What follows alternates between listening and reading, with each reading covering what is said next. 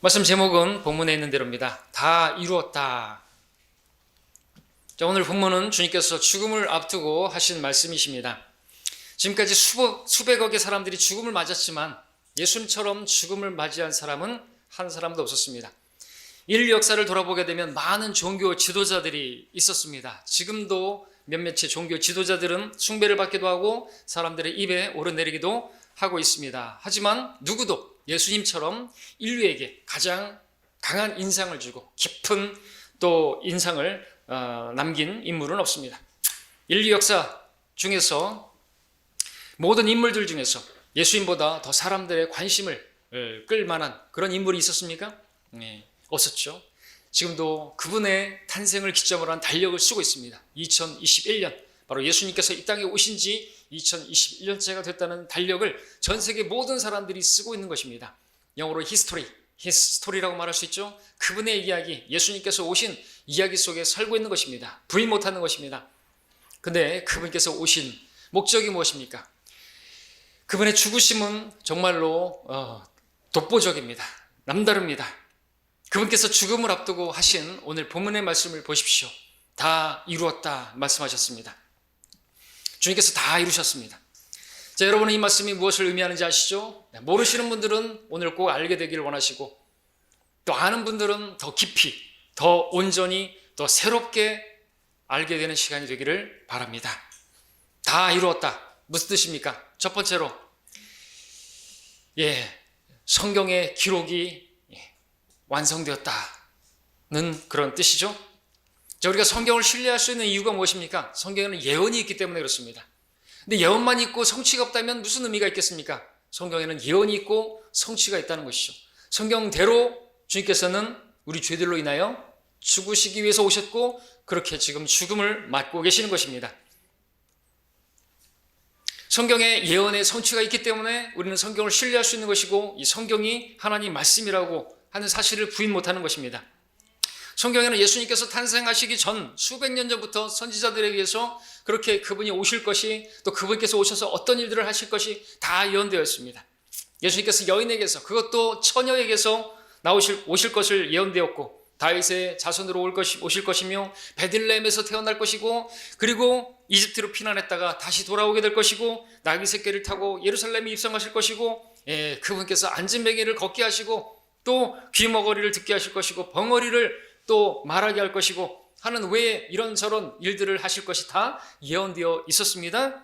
그러면서도 그분께서는 사람들로부터 까닭없이 미움을 받고 멸시당하고 조롱을 당하고 침뱉음을 당하고 사람들에게 맞고, 또 친구 벗으로부터 배반당하고 도살당으로 끌려가는 그러한 양같이 말없이 끌려가며 범죄자 중에 한 사람처럼 그렇게 헤아림을 받고, 병사들이 그의 속옷을 제비 뽑고, 그리고 난도 가지고 십자가상에서는 쓸개죽과 식초가 주어질 것이, 그리고 그곳에는 어떤 말씀들을 할 것입니까? 그리고 그분께서 뼈가 부러지지 않을 것, 이 모든 것들이 예언되어 있었고 더 많이 있지만, 자, 그런데 그 모든 일들이 지금 주님께서 말씀하시는 다 이루었다라는 말씀을 하실 때 다 성취된 것입니다. 그러니까 주님의 이 외침은 바로 성경의 기록이 완성되었다라는 것이죠. 그것도 그러니까 초림과 관련된 예언이 다 성취되었다라는 그러한 선포인 것입니다. 물론 예수님과 관련해서 아직 이루어지지 않은 그런 예언들이 있습니다. 재림 때 다 이루어질 것입니다. 초림에 관한 이 말씀이 다 이루어졌다는 것이죠.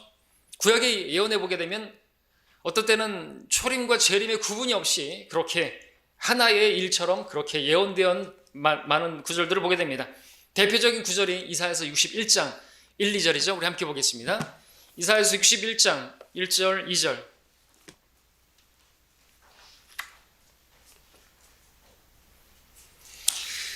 주 하나님의 영이 내게 임하셨으니 이는 주께서 내게 기름을 부으사 온유한 자에게 기쁜 소식들을 전파하게 하셨습니다. 그가 나를 보내심은 마음이 상한 사람들을 싸매고 포로된 자에게 자유를, 갇힌 자에게 감옥이 열림을 선포하며 주의 기뻐 받으시는 해를 선포하고, 여기까지가 바로 초림이죠. 그리고 콤마, 쉼표 있고, 그 다음에 우리 하나님의 복수의 날을 선포하며 모든 쓴풀자를 위로하고, 그러면서 쭉 나오고 있고요. 이스라엘 회복이 나오고 있고요.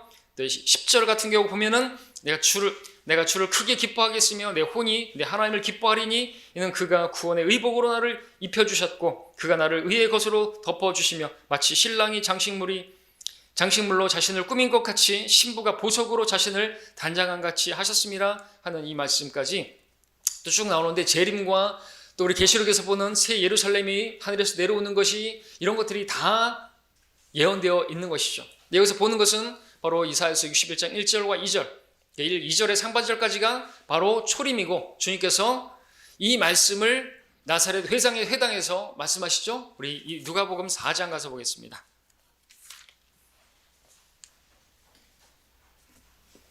자, 그렇게 구약의 선지자들이 초림과 재림의 구분을 보지 못하는 것은, 물론 이제 이스라엘이 받아들였다라고 한다면은 달라지겠지만 하나님께서 다 알고 계시기 때문에 초림과 재림 사이에 이렇게 교회 시대가 그렇게 있다는 것을 몰랐던 것입니다. 지금 우리가 교회 시대를 살고 있습니다. 주님의 초림과 재림 사이에 있죠. 누가복음 4장 17절부터 21절까지를 보겠습니다. 주님께서 나사렛 회당에서 이같이 말씀하신 부분을 찾아 읽죠. 선지자 이사야 61장, 선지자 이사야의 책을 드리니 그 책을 펴시고 이같이 기록된 부분을 찾으시더라. 61장 1절이죠. 주의 영이 내게 임하시니 이는 가난한 자들에게 복음을 전하게 하시려고 내게 기름을 부으십니다. 그가 나를 보내셨으니 이는 마음이 상한 자를 치유케 하시며 포로들에게 구원을 선포하고 눈먼 자들을 보게 하고 짓밟힌 자들을 해방시켜 주고 주의 기뻐 받으신 해를 전파하게 하심이라고 하시고 책을 덮으신 후 그것을 맡은 자에게 다시 주고 앉으시니 회당에 있는 모든 사람이 눈이 그에게로 주목되더라. 주께서 그들에게 말씀하시기를 시작하시기를 이 성경이 오늘날 너희 귀에 이루어졌느니라. 바로 초림의 아까 말씀 61장 1절 2절 상반절까지 그 콤마까지가 바로 이루어졌다라고 말씀을 선포하시고 딱 덮으신 것이죠. 그 뒤에 있는 말씀들은 재림에 관한 말씀인데 아직 이루어지지 않았기 때문에 그렇게까지만 인용하시고 내려놓으신 것입니다.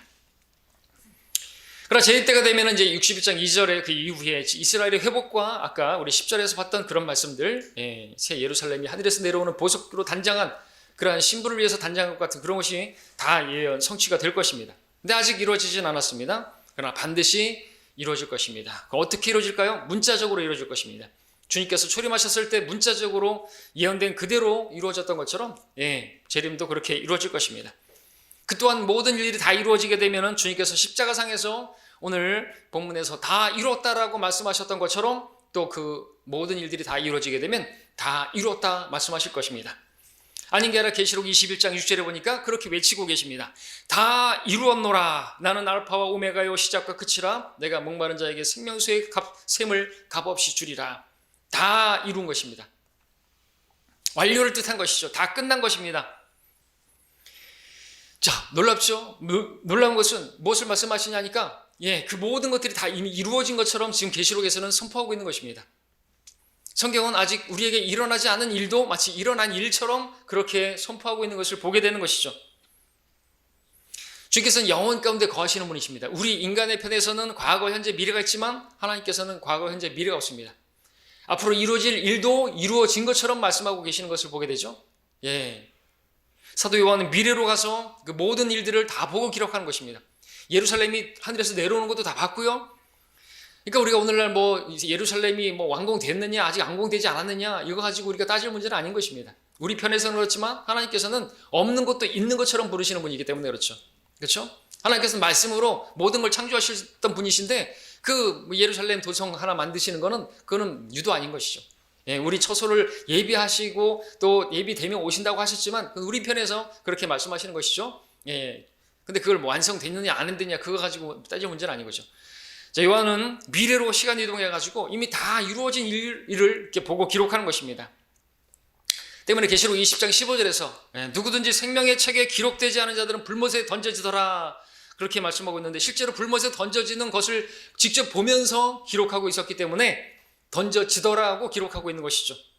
그렇기 때문에 지금 구원받지 않은 사람들은 그날의 그 모습 그대로 불못에 던져지게 될 것입니다. 반면 그들이 오늘이라도 구원을 받게 된다면 그 지옥 불못에 던져지는 그 사람들 사이에서 사라지게 될 것이에요. 마치 어떤 영화에서 과거, 현재, 미래로 가는 왔다 갔다 하는 그런 영화에서 사라지는 것처럼 그런 같은 영화 같은 일이 벌어지게 될 것이죠. 그래서 우리가 해야 될 건 뭡니까? 내 가족이, 내 친구가, 내 동료가 그 불못에 던져지는 그 사람들 가운데서 내가 복음을 전하면 사도 요한이 봤던 그 사람 가운데서 사라지는 것이에요. 근데 내가 복음 전해서 안 와서 그러면 내 가족이나 내 사랑하는 사람들이 지옥에 던져지는 그대로 던져지게 될 것이라는 것이죠. 오늘 우리는 그 요한이 봤던 때로 본다면 과거에 있는 것이 우리가 어떻게 하느냐에 따라서 미래의 그들의 운명이 우리는 이미 구원을 받았으니까 우리가 구원만 받고 마는 것을 하나님께서 원하시는 게 아니죠. 우리는 복음을 전해야 하는 그 일을 보는 것입니다. 자, 우리 누가복음 이제 9장 가서 보겠습니다.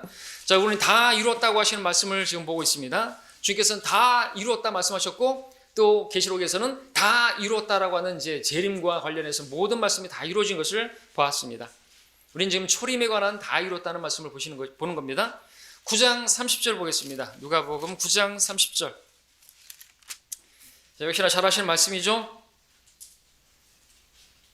자, 변형산에서 9장 30절에 보시면 그런데 보라 두 사람이 주와 대화하는데 그들은 모세와 엘리야라. 영광 중에 나타난 그들은 이제 예루살렘에서 이루시려고 하는 주의 죽음에 관하여 이야기하고 있더라. 기록하고 있습니다. 예수님께서 이 변형산에서 영광스럽게 변모되셨는데 모세와 엘리야가 나타나서 지금 대화의 주제는 예수님의 죽으심에 관한 이야기였습니다. 근데 이 말씀에서 핵심은 뭡니까? 예루살렘에서 이루시려고 하는 일이라는 것이죠. 성경은 예수님의 죽으심을 뭐라고 말하고 있다고요?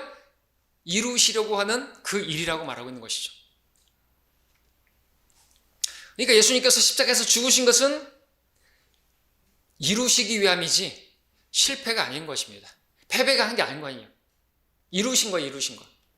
그래서 십자가상에서 오늘 말씀하신 거예요. 다 이루었다. 자, 이 일은 구약에 예언된 일이라는 거 같죠? 선지서들에서, 율법에서, 그래서 모세 율법과 선지서들에 기록된 대로 예수님께서 다 이루신 것이 마치 그것을 보여주기라도 하듯이 율법을 대표하는 모세가 이 자리에 있고요. 또 선지서를 대표하는 엘리야, 선지자들을 대표하는 엘리야가 이 자리에 있는 것이죠. 그래서 뭘 보여줍니까? 그 모든 일들은 율법과 선지서들에 기록된 대로 이루시려고 그 일을 이루시기 위해서 주님께서 오셨고 거기에 지금 엘리야와 모세가 있는 것을 보게 되는 거죠. 누가복음 24장 가서 보겠습니다.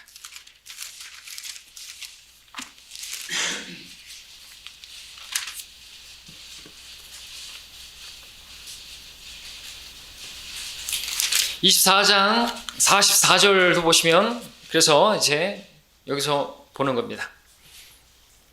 또 그들에게 말씀하시기를 이런 것이 내가 너희와 함께 있을 때 말하였던 바 모세의 율법과 선지서들과 또 시편에 나에 관하여 기록한 모든 것이 이루어져야 한다던 그 말이니라 하시셨습니다. 주님께서는 구약성경 모세의 율법과 선지서들 그리고 시편에 또 시편에 모세의 시편도 있죠. 다윗의 시편도 있지만 주님에 관한 그 모든 예언들을 다 이루시기 위해서 오셨고 그 일을 십자가에서 이제 마치는 그래서 다 이뤘다고 말씀하신 것입니다. 주님께서는 말씀하시면 다 이루시는 분이십니다. 하나님은 사람이 아니니, 그죠? 이루신 것을 이루지 않으시겠느냐, 그죠? 말씀하신 것을 이루지 않으시겠느냐, 다 이루시는 것입니다. 그것이 당신의 목숨을 내어놔야 하는 일이라 할지라도 말씀하셨으면 그대로 이루시는 분이신 것입니다. 이제 와서 번복하시거나, 못하겠다고 뒤로 빼시는 분이 아니라, 그렇게 말씀하신 것은 반드시 이루시는 분이심을 우리가 믿는다면, 우리는 그분을 신뢰할 수 있어야 되겠죠. 말씀대로 성경대로 다 이루어질 것입니다. 우리에게 말씀하신 것들도 다 이루어질 것입니다. 성경을 그래서 신뢰할 수가 있는 것이죠. 자, 두 번째로 이제 다 이루었다. 무슨 뜻입니까? 주님의 질고와 슬픔이 다 끝났다. 주님의 고통이 다 끝났다 라는 말씀으로 우리가 들을 수 있습니다. 여러분 이사야서 다시 보겠습니다. 53장으로 가서 보겠습니다. 이사야서 53장 3절을 보시면요, 바로 주님의 그 십자가가 예언되어 있습니다. 이사야서 53장 3절, 61장에서 앞으로 좀 더 가시면 되죠. 그는 사람들에게서 멸시를 받고 거부되었으며 슬픔의 사람이요 질고에 익숙한 사람이라. 우리가 우리의 얼굴을 그로부터 숨긴 것 같이 그는 멸시받았고 우리는 그를 존중하지 아니하였도다. 예수님은 어떤 사람인가? 슬픔의 사람이요 질고에 익숙한 사람이라고 예언되었는데 진실로 그러한 삶을 사셨습니다. 4절도 보시면 실로 그가 우리의 질고를 지고 우리의 슬픔을 지었는데도 우리는 그가 형벌을 받아 하나님께 맞으며 고난당한 줄로 생각하였도다. 자, 이것은 십자가의 예언이죠. 십자가를 지셨을 때 형벌받으시고 고난을 당하셨는데 그분은 우리의 슬픔과 우리의 질고를 담당하시기 위해서 십자가를 지신 것입니다. 자, 근데 주님의 슬픔과 그 질고가 어찌 십자가에서만 있었겠습니까? 그분은 슬픔의 사람이고 질고에 익숙한 분이라고 예언하고 있습니다. 그분의 생애 전체가 그래서 어쩌면 슬픔의 전생이었고 질고의 연속이었다고 말할 수 있습니다. 물론 우리도 여인에게서 태어난 사람들 다 고생하려고 태어난다고 우리도 그러한 인생을 살고 있는 것은 맞습니다. 근데 그분께서 육신으로 오셔서 우리의 그 슬픔을 또 우리의 그 질고를 다 이해하시고 또 그렇게 몸소 경험하신 분이시고 그래서 우리가 그분에게 나가면 우리를 동정하실 수 있는 분이시고 우리에게 자비를 은혜를 베푸실 수 있는 분이기도 하시죠. 말씀드리고자 하는 것은 그분께서는 십자가에서만 그러한 슬픔과 질고를 담당하시고 돌아가신 분이 아니다라는 것을 말씀을 드리는 것입니다. 주님의 삶 전체가 사실상 슬픔과 질고로 가득 차 있었다라고 말씀을 드리는 것입니다. 주님께서는 십자가에 달려 돌아가실 것을 알고 계셨습니까? 그렇죠. 알고 계셨습니다. 결코 유대인들이 빌라도 앞에서 십자가에 처형하라고 십자가에 못 박으라고 그렇게 외칠 때 그제서야 예수님께서 내가 십자가에 이제 죽는구나 라고 아신 게 아닌 것이죠. 요한복음 오늘 본문에 앞서 12장 32절에서는 주님께서 말씀하셨습니다. 내가 땅에서 들리면 이라고 말씀하셨는데 이것은 33절에서 이것을 말씀하시면 주께서 어떠한 죽음으로 죽으실 것인가를 의미하심이라 기록하고 있습니다. 내가 땅에서 들릴 것이다. 어떻게 죽을 것까지도 다 알고 계셨어요. 요한복음 3장 14절에서는 말씀하셨습니다. 모세가 광야에서 뱀을 들어올린 것 같이 인자도 그렇게 들어올려져야 할 것이다 라고 말씀하셨습니다. 어떻게 죽으실 것인가까지도 다 알고 계셨습니다. 십자가에 매달려 죽으실 것까지. 모세 율법에 따르면 돌에 맞아 죽어야 되는데 신성모독은 그러나 그 당시에 로마의 통치하에 그분께서 오실 것이고 로마의 처형 방법은 십자가인데 그때 그렇게 뼈가 부러지지 않을 것이고 그것까지도 다 역사의 모든 걸 다 주관하고 계시는 주님을 보는 것이죠. 왜 다른 시대에 오지 않으시고 로마가 지배하고 있을 때 오셨던 것입니까? 주님께서는 그렇게 장대에 노뱀이 매달려서 그렇게 바라보는 자는 살게 되는 것처럼 주님께서는 그렇게 매달리고 그것을 성취하기 위해서 로마가 압제하고 통치하고 있던 그 시대에 오셨던 것이죠. 이런 걸 보면 정말 놀랍지 않을 수가 없습니다. 역사를 주관하고 계시는 하나님인 것을 우리가 알 수가 있죠. 자, 주님께서는 그렇게 또 요한복음 3장에서 말씀하고 있죠. 그 전부터 다 알고 계셨습니다. 당신께서 십자가에서 죽으실 것을 다 알고 계셨단 말이죠. 사실이 그러하다고 한다면 십자가에 달려 죽으실 것을 미리 다 알고 계셨다라고 한다면 그분의 삶은 어떠한 삶이 있을까요? 슬픔의 삶이 아니겠습니까? 주님의 인생에는 항상 십자가의 죽음이 그림자처럼 따라다녔던 것입니다. 어떤 무명의 화가가 그림 하나를 그렸는데 그 그림은 예수님의 어린 시절의 한 장면이었습니다. 그 그림은 어린 예수님이 창가에 서서 양팔을 벌리고 창살을 붙잡고 햇볕을 받고 있는 그림인데 창으로 햇빛이 비추니까 창살을 잡고 있는 어린 예수님의 그림자가 건너편 벽에 드리워져 있는 그림입니다. 그런데 그 건너편에 드리워진 그 그림자는 영락 없는 바로 십자가에 못 박혀 있는 그 예수님의 모습이었습니다. 그 그림을 그린 화가의 그 의도는 무엇일까요? 예수님은 어려서부터 그렇게 전생에 동안 그 십자가의 죽음의 그림자가 드리워져 있었다는 것을, 그분께서는 죽으실 것을 알고 계셨다는 것을 드러내기 위함이 아니겠습니까? 아닌 게 아니라 예수님 전생에 동안에 십자가를 의식하시고 달리실 것을 알고 그 아래 사셨습니다. 분명 때가 되면 십자가에 달릴 것과 아버지께로부터 버림을 당하실 것을 알면서 사셨습니다. 예수님이 어디로 가시든지 항상 거기에는 십자가가 뒤따랐습니다. 모든 사람들이 기뻐하고 웃고 떠드는 그 카나의 혼인식에서도 그 죽음의 그림자는 그곳에 있었습니다. 그때 주님께서 하신 말씀을 기억하십니까? 나의 때가 아직 이르지 아니하였다. 그때는 바로 십자가를 말하는 것이죠. 한밤중에 찾아온 니코데모, 예수님께서 어떻게 그때 또 들림받게 될 것인가, 그렇게 죽임당할 것인가를 설명해 주셨습니다. 그곳에도 십자가의 죽음의 그림자가 있었습니다. 야고보, 요한이 자기들 오른편에 왼편에 주의 보좌에 옆에 앉게 해달라고 했을 때도 예수님께서는 죽음의 잔을 말씀하셨죠. 내가 주는 잔을 마실 수 있겠느냐고. 그곳에도 십자가의 그림자가 있었던 것이죠. 베드로가 주는 그리스도시요 살아계신 하나님의 아들이시니다 그렇게 선포했을 때도 주님께서는 자신이 예루살렘에 가서 넘겨지고 채용당할 것을 바로 십자가의 죽음을 말씀을 하셨더랬습니다. 그곳에도 십자가는 영락없이 따라와 있었습니다. 앞서 봤지만 변형산에서도 모세와 엘리야가 왔을 때 그들의 대화의 중심은 바로 예수님의 죽으심이었습니다. 이처럼 예수 그리스도의 곁에는 항상 십자가의 죽음의 그림자가 따라다녔던 것이죠.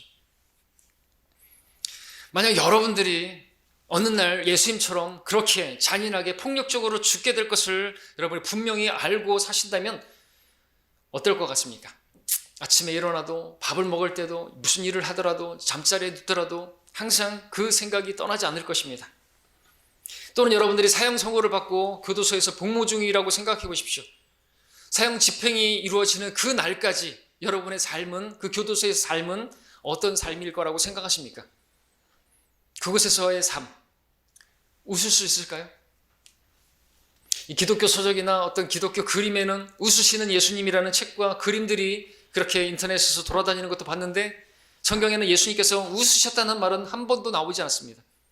기뻐하셨다는 말씀은 있겠지만 그것도 영으로 기뻐하시는 것이죠. 싱글벙글 하시면서 웃는 그런 그림 같은 모습은 없는 것입니다.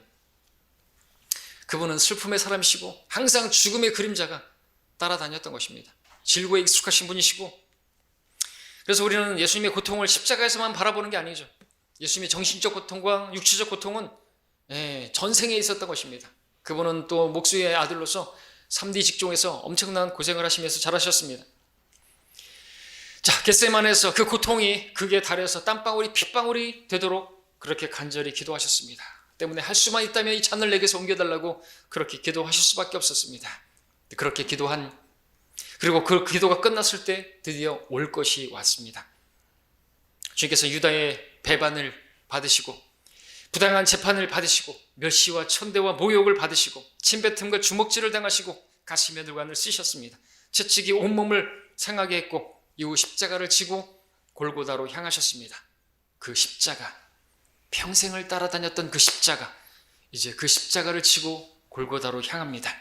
드디어 골고다에 도착했고 병사들이 주님의 손과 발에 그 녹슨 대못을, 커다란 그 대못을 잔인하게 때려 박습니다.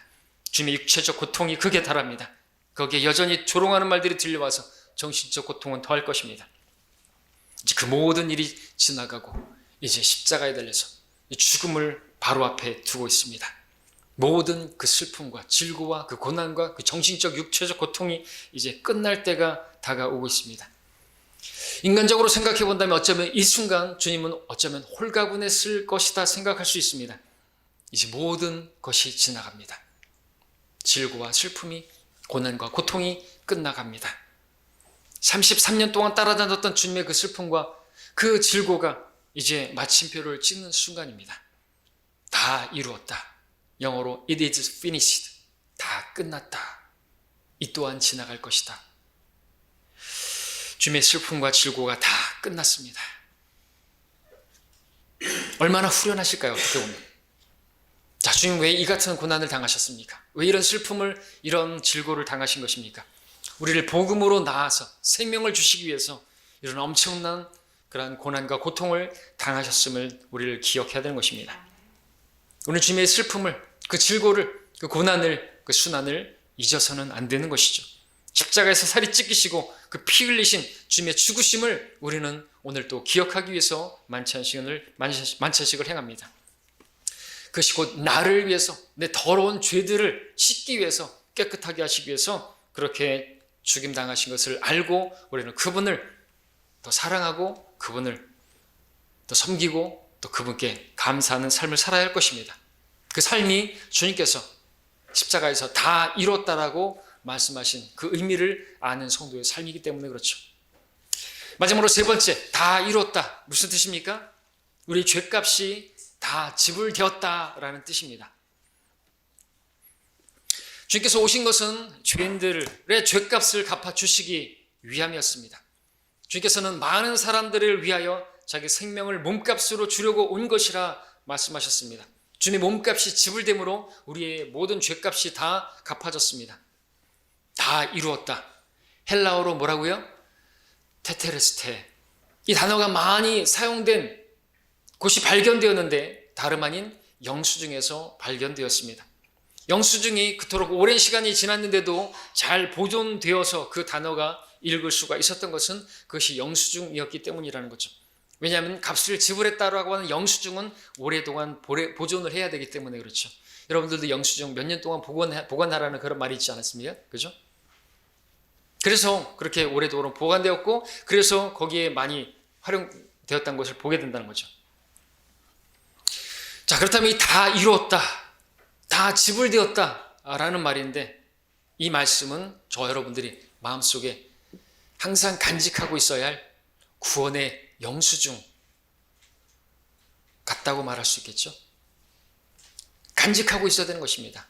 누가 의심 주거든 여러분들 꺼내서 보여주십시오. 영수증입니다. 다 지불되었다, 다 이루었다. 이것이 우리 구원의 보증수표가 되는 것입니다. 누구도 마귀도 의심 줄 때 우리가 그 영수증을 내밀면 다 지불되었다. 내 죄값은 다 지불되었다. 내 죄가 다 용서되었다 이거죠. 나는 영원한 정죄에서 자유케 되었다고 말할 수 있어야 되는 것입니다. 그러므로 다 이뤘다라고 하신 주님의 말씀은 우리의 구원의 근거를 어디에서 찾아야 할지를 알려주는 말씀인 것입니다. 다 이루었다는 말은 다 지불되었다는 말과 같은 것입니다. 이 말씀을 하는 순간 그 순간은 우리의 모든 죄값이 다 지불된 순간입니다. 죄의 삭은 사망이에 피 흘림 없이는 죄삼이 없기에 유언은 유언한 자의 죽음이 필연코 따라와야 하기 때문에 그래야 법적인 효력이 발생이 되기 때문에 주님께서는 십자가에서 피 흘려 그렇게 죽을 수밖에 없는 것이죠. 죄의 삭은 사망이기 때문에 그냥 우리 죄가 용서되는 거 아닌 거예요. 반드시 그분이 사망을 당하시는 거예요. 우리 대신에 우리가 죽어야 할 자리에서 그렇게 죽임 당하시기 위해서 십자가를 지신 것이고 그 모든 것을 지금 다 이루시는 것입니다. 다 이루셨습니다. 그래서 말씀하시는 것입니다. 더 이상 기력이 남아있지 않을 것 같은데 그런 상황에서도 지금 십자가상에서 죽는 그 죽음이 무엇 때문인지를 분명히 아셨기에 온 정신을 모아서 그토록 하고 싶으셨던 말씀을 하시는 것이죠. 다 이루었다. 주님은 다 이루셨습니다. 죽음으로 승리하셨습니다. 주님의 죽음은 결코 패배가 아닙니다. 패배라고 한다면, 실패라고 한다면 주님께서 다 이뤘다고 하신 말씀은 무슨 의미가 되는 것입니까? 통일교회 문선명은 예수님께서 실패했다고, 죽음으로 끝났다고 예수님께서 그렇게 말하지 않았느냐? 어찌하여 나를 버리셨냐고 그렇게 말하지 않았느냐? 그러면서 자기가 예수님이 실패한 것을 자기가 이루기려고 하나님이 자기를 보냈다고 말하는 그런 마귀 같은 말을 했는데 실패한 게 아닙니다. 왜 그 뒤를 안 보시는 거지? 왜 안 보는 것이? 부활하셨는데, 주님께서 살리셨는데 육체가 썩어지지 않도록 3일 만에 부활하시켰고 그 혼이 지옥에서 버려지지 않고 그렇게 살리신 것입니다. 그리고 그 부활로서 우리가 믿는 자들을 의롭다고 함을 하나님께서 그 재물을 받으셨다고 하는 것을 증명하시기 위해서 그분께서 부활하신 것입니다. 부활하지 않으셨다면 아무것도 아닌 것이에요. 부활하신 것은 우리의 모든 죄값을 다 지불한 것이 이제 완성되었다는 것을 보여주는 것이죠. 자, 이제 누구든지 그러므로 예수님을 바라보기만 하면, 믿음으로 바라보기만 하면 구원을 받습니다. 마치 광야에서 불뱀에 물려 죽어가던 자들이 나무에 매달린 노뱀을 바라보기만 하면 다 사는 것처럼 이제 누구든지 십자가 달린 예수님 바라보기만 하면 구원받을 수 있는 것입니다. 영원한 생명이 거저 주어지는 것입니다. 그럼에도 오늘날 많은 사람들이 구원받지 못하고 지옥 가는 이유가 뭡니까? 예수님께서 다 이루어 놓으신 그 일을 믿지 않아서 지옥에 가는 것입니다. 다른 이유로 지옥 가는 게 아니에요. 술 마시고 담배 펴서가 아니라, 간음하고 살인해서 지옥 가는 게 아니라, 그들의 모든 죄값이 다 갚아졌는데 그것을 받아들이지 않아서, 그것을 믿기를 거부해서 자신의 죄 가운데서 지옥에 가는 것입니다. 그러나 예수님의 피로 그들의 모든 죄가 용서되었고 죄값이 갚아졌습니다. 그 사실을 받아들이지 않는 그것이 죄가 되어서 지옥 가는 것이죠. 그래서 요한복음 6장 9절에서 말합니다. 죄에 대하라면 그들이 나를 믿지 않기 때문이라. 지금 이 시대에 죄는 다른 게 아니에요. 예수님 믿지 않는, 예수님께서 모든 죄값을 지불한, 다 이루어놓은 사실을 받아들이지 않는 것이 죄가 되는 거죠. 그래서 우리 전도지는 당신의 죄를 용서하신 예수님이죠. 용서하실 예수님이 아니라 용서하신 예수님, 이미 다 갚아주신 예수님, 그분을 구세주로 받아들이기만 하면 되는 것입니다. 내 모든 죄값을 갚아주신 분이 예수님이라고 받아들이면, 그러면은 하나님의 법적인 효력을 받아서 유언한 자의 죽음이 따라와 있기 때문에, 그분이 죽으셨기 때문에 그 유언의 혜택을 받는 것이죠. 우리는 이것을 잘 그대로 성경에 그대로 설명해 줄 수 있어야 되는 것이죠. 모르니까 교회를 다녀야 되고 착하게 살아야 된다 그러고, 뭐 세례를 받았으니까 나는 구원받았네, 나는 열심히 하고 있네, 이런 소리가 나오는 것이죠. 아닌 것입니다. 하나님께서는 죄인들이 받아야 할 그 죄에 대한 형벌을 다 사해 주시려고 복음을 주신 것인데, 그 복음을 거부하니까 지옥 가는 것을 우리는 설명해 줄 수 있어야 하는 것입니다. 1830년 미국에서 조지 윌슨이라는 강도가 사형 선고를 받은 일이 있습니다. 그는 이제 죽을 날만을 기다리고 있었는데, 당시 대통령이었던 앤드류 잭슨이 그에게 사면장을 주었습니다. 이제 조지 윌슨은 특사로 이제 풀려날 수 있게 된 것이죠. 근데 문제가 생겼습니다. 조지 윌슨이 그 사면장을 거부한 것입니다. 대통령은 사면장을 주었는데 자신은 법대로 처형당하겠다고 말하는 것이, 판결이 어떻게 났는 줄 아십니까? 미 대법원의 판결을 냈습니다. 모든 사면장은 받아들일 때만 효과가 있다. 그는 사면장을 거절했으므로 원래 판결대로 처형하라. 그때 재판관이 사형수에게 읽어준 판례가 유명합니다. 오늘 당신이 처형당하는 것은 살인, 강도죄로 처형당하는 것이 아닙니다. 당신의 죄는 미합 중국 대통령의 사면으로 용서가 되었습니다. 그럼에도 오늘 당신이 처형되는 것은 당신이 그 사면장을 거부했기 때문에 처형당하는 것입니다. 그래서 처형당했습니다. 마찬가지예요. 오늘날 모든 사람들이 이 죄수와 같이 그래서 지옥 가는 것입니다. 모든 죄들이 용서되었고 갚아졌고, 그런데 그걸 받아들이기를, 그 복음을 받아들이기를, 그 기쁜 소식을 왜 거절해요? 아니, 대통령이 특사로다가 풀어주겠다는데 왜 그 기쁜 그 사면장을 왜 거부하는 것이냐고요. 예수님께서 우리 죄값을 다 갚아주셔서 지옥 안 가게 예수님께서 친히 지옥에 다녀오셨고 모든 죄값을 갚아주시기 위해서 그 엄청난 고통을 당하셨다는데 왜 그걸 거부하는 것이죠? 왜 그 복음을 기쁜 소식을 거부하느냐 이죠. 뭐 때문에? 미친 거 아니에요? 그럼 지옥 가야죠. 이렇게까지 엄청난 일을 하셨는데 받아들이지 않는다고? 심은 대로 걷어야죠. 자기 의지로 지옥 가겠다면 가야죠. 조지 윌슨처럼 가겠다면 가야 되는 거 어쩔 수 없어요. 하나님께서는 사면장을 복음이라는 이름으로 주었는데 거절하는 것이에요. 이것을 모르는 많은 기독교인들이 구원을 받으려면 자신이 무언가를 해야 하는 줄로 알고 있어요. 교회 다닌다는 사람들조차도 주님께서 다 이루신 것과 상관없이 더 무엇을 자기가 이루어야 되는 줄로 착각하고 있습니다. 성경에도 한 부자 청년이 예수님께 찾아와서 물었죠. 선생님, 내가 영생을 얻으려면 어떤 선한 일을 해야 합니까? 빌립보 간수도 물었죠. 선생님들이여, 내가 구원을 받으려면 어떻게 해야 됩니까? 영국의 어떤 청년도 물었습니다. 목사님, 제가 구원을 받으려면 어떤 일을 해야 됩니까? 이 청년은 복음 전도 집회에 늦게 도착해서 집회를 마치고 나오는 목사님에게 물었던 것이죠. 목사님, 제가 구원을 받으려면 어떤 일을 해야 됩니까? 무슨 일을 해야 됩니까? 목사님 말했습니다. 젊은이, 너무 늦었어. 너무 늦었어. 너무 늦어버렸어. 그러자 그 젊은이가 말했습니다. 제가 전도 집회에 늦게 와가지고 늦었다고 말씀하시는 겁니까? 그 목사님 말했습니다. 젊은이, 자네가 구원받기 위해서 무엇인가를 해야 된다라고 생각한다면 적어도 1920년은 늦었네. 자네가 구원받기 위해서 해야 할 일은 예수님께서 이미 십자가에서 다 이루어버리셨다네.